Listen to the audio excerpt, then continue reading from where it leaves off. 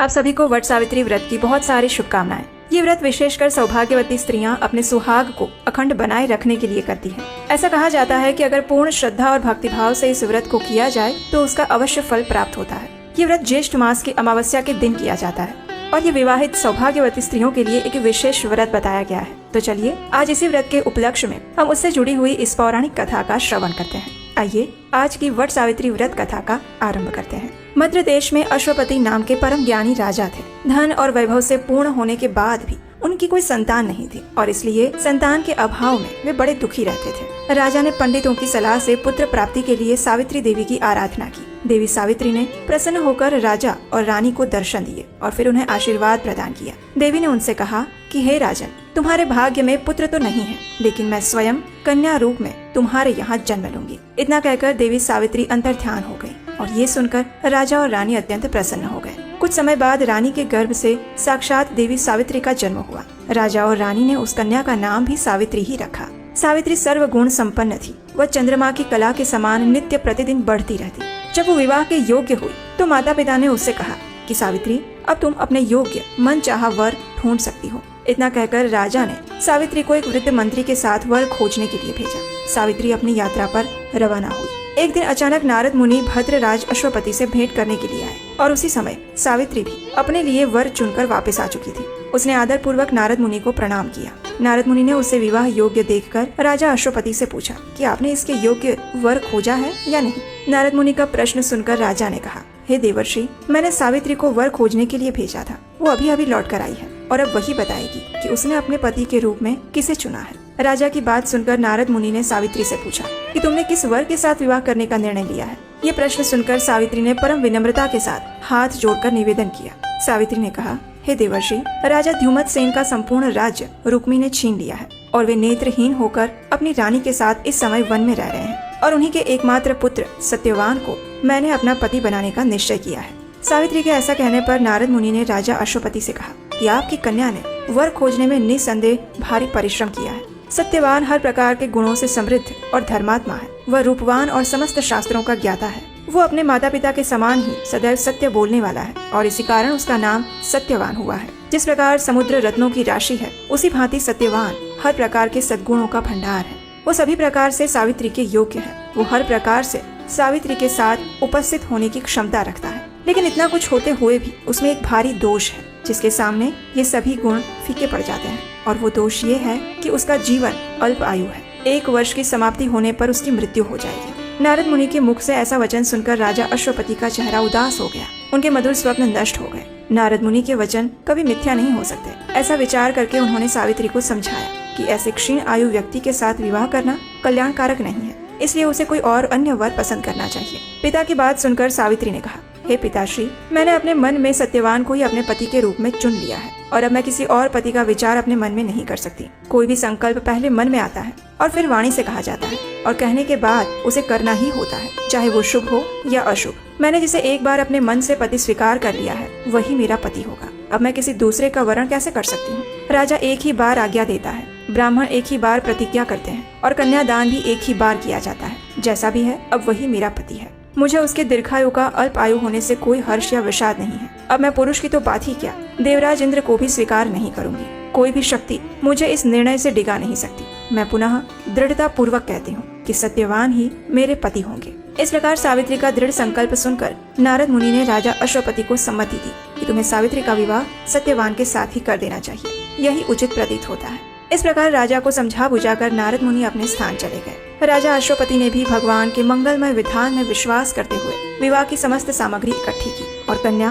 तथा वृद्ध मंत्री को साथ लेकर द्युमत सेन की तपोभूमि में पहुंच गए। वहां राजा द्युमत सेन अपनी रानी और राजकुमार सत्यवान के साथ रहते थे। अश्वपति ने उसके पास पहुंचकर अपना नाम बताते हुए उनके चरणों में प्रणाम किया। राजा द्युमत सेन ने अश्वपति के आने का कारण पूछा तो उन्होंने कहा कि मेरी कन्या सावित्री ने आपके सुपुत्र सत्यवान के साथ विवाह करने का निर्णय लिया है और मैं भी इससे सहमत होकर विवाह की तमाम सामग्री लेकर आपकी सेवा में उपस्थित हुआ। राजा की बात सुनकर द्युमत सेन उदास हो गए और उन्होंने कहा कि अब आप में और मुझ में कैसी समता। आप तो राज्य आसीन राजा और मैं राज्य भ्रष्ट रंक। इस पर भी हम दोनों नेत्रहीन और निर्धन हैं और वन में रह रहे हैं। आपकी कन्या ने वन के भारी कष्टों को नहीं जाना है और इसीलिए उसने ऐसा विचार किया है। महाराज, आप अपने निर्णय पर पुनः विचार कर लीजिए। ये सुनकर महाराज अश्वपति ने कहा कि हे राजन, मैंने अपनी पुत्री सावित्री के साथ इन सभी बातों पर अच्छी तरह विचार विमर्श कर लिया है। उसका कहना है कि जहाँ मेरे पास अपने सास और ससुर तथा पतिदेव निवास करते हैं, वही मेरे लिए वैकुंठ है। सावित्री के ऐसे दृढ़ निश्चय को सुनकर द्युमत्सेन ने विवाह की स्वीकृति दे दी। शास्त्र सम्मत रीति से सत्यवान और सावित्री का विवाह हुआ और राजा अश्वपति अपनी राजधानी वापस लौट आए।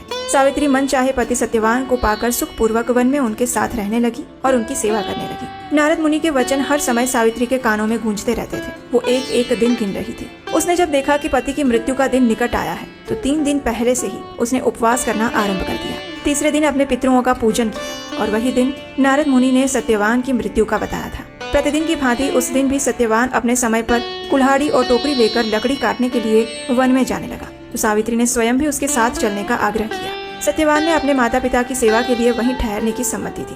तब सावित्री अपने सास ससुर से सत्यवान के साथ वन में जाने की आज्ञा लेकर आई और उसके साथ वन में चल पड़ी। सत्यवान ने वन में जाकर फल फूल तोड़े और बाद में लकड़ी काटने के लिए एक वृक्ष पर चढ़ गया।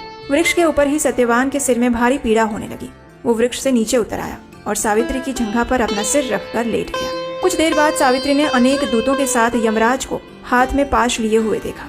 पहले तो यमराज ने सावित्री को दैवी विधान कहकर सुनाया और फिर वे सत्यवान के अंगुष्ठ मात्र जीव को लेकर दक्षिण दिशा की ओर चल पड़े। सावित्री भी यमराज के पीछे पीछे चलने लगी। जब बहुत दूर तक भी उसने यमराज का पीछा नहीं छोड़ा तो उन्होंने उससे कहा, हे पतिव्रते, जिस सीमा तक एक मनुष्य दूसरे मनुष्य का साथ दे सकता है, वहाँ तक तुमने पति का साथ दिया। अब तुम अपने घर लौट जाओ। ये सुनकर सावित्री ने कहा, हे धर्मराज, जहाँ मेरा पति जा रहा है वहीं मुझे भी जाना चाहिए। यही सनातन धर्म है। पतिव्रत के प्रभाव और आपकी कृपा से कोई भी मेरी गति को नहीं रोक सकता।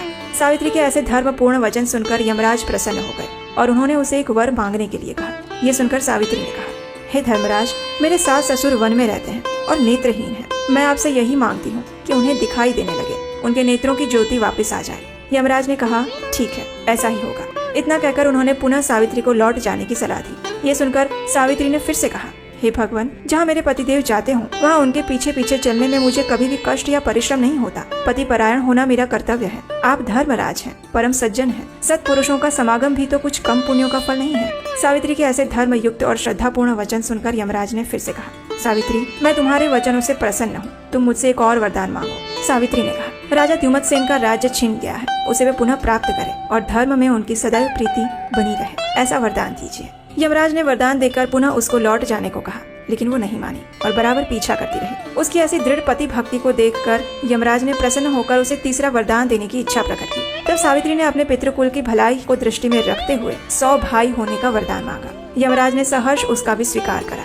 सावित्री से पुनः आगे न बढ़कर लौट जाने का आग्रह किया, लेकिन सावित्री अपने प्रण पर अड़ी थी। सावित्री की ऐसी निष्ठा और दृढ़ संकल्प देखकर यमराज का हृदय पिघल गया। वे बड़ी कोमल वाणी में कहने लगे, हे सुव्रते, तुम जो जो उत्तम धर्म युक्त और गंभीर युक्तिपूर्ण वचन कहती हो, त्यों त्यों मेरी प्रीति तुम पर बढ़ती जाती है। इसलिए तुम सत्यवान के जीवन को छोड़कर एक और वरदान मुझसे ले लो और अपने घर लौट जाओ। पहले तीनों वरदान पाकर सावित्री ने अपने श्वशुर कुल और पितृकुल दोनों का कल्याण कर दिया था। अब मात्र वो अपनी ही भलाई का प्रश्न सम्मुख था।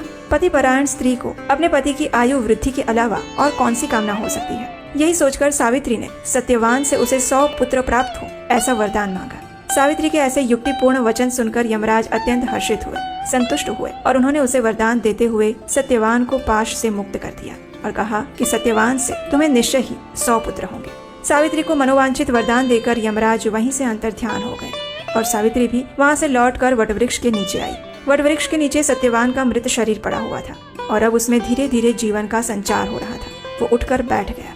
सावित्री ने अपने पति सत्यवान को ये सारा वृत्तांत कह सुनाया और फिर वे दोनों प्रसन्नता पूर्वक आश्रम की ओर चल पड़े। सत्यवान के माता पिता को भी नेत्र प्राप्त हो चुके थे और वे अपने आज्ञाकारी पुत्र और सेवा परायण पुत्र वधु को न देखकर अत्यंत दुखी हो रहे थे। और तभी सावित्री और सत्यवान वहां पहुंच गए। चारों ओर सावित्री के अनुपम पतिव्रत धर्म का समाचार फैल गया। प्रजाजनों ने महाराज द्युमत्सेन को लेकर आदर पूर्वक राज सिंहासन पर बिठाया। सावित्री के पिता अश्वपति को भी 100 पुत्र प्राप्त हुए और सावित्री सत्यवान ने भी 100 पुत्र प्राप्त करके दीर्घायु बनकर राज्य भोगा और अंत में वैकुंठ सिधारे।